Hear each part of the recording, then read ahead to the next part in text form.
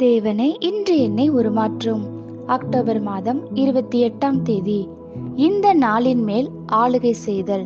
சங்கீதம் 119, 147. அதிகாலையில் நான் எழுந்து சத்தமிட்டேன், உம்முடைய வசனத்துக்கு காத்திருக்கிறேன்.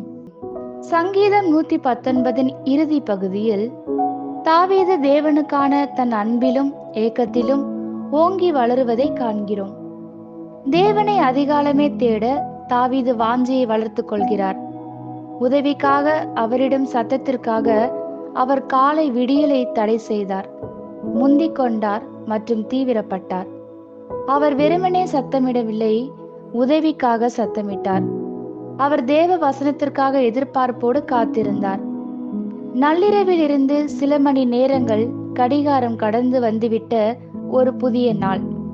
சூரிய உதயத்திற்கு இன்னும் ஓரிரு மணி நேரம் உண்டு.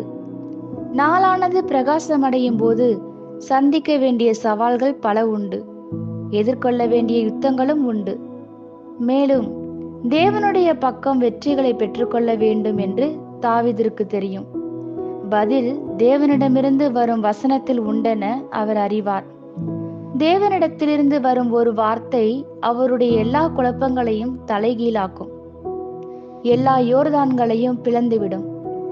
தேவனிடமிருந்து வசனத்தை பெற்றுக்கொள்ள தேவனுடைய அலைவரிசையில் இணைய வேண்டும் என அவர் அறிந்திருந்தார்.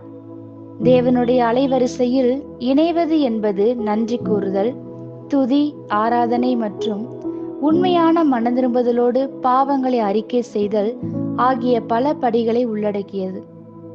ஜெபத்திலே உதவிக்காக சத்தமிட வேண்டுமென அறிந்ததினால் அதை செய்தார். அவர் அப்படி செய்த போது தன் வல்லமைக்கு மேலாகவும் தன் சூழ்நிலைகளின் வல்லமைக்கு மேலாகவும் அவருக்கு ஒத்தாசை வந்தது. தாவீதை போல நீங்களும் இந்த நாளின் மேல் ஆளுகை செய்யலாம். பதில் அங்கு உண்டு. தேவனோடு தனித்திருக்கும் நேரத்தினால் உங்கள் காலையை தடை செய்யுங்கள்.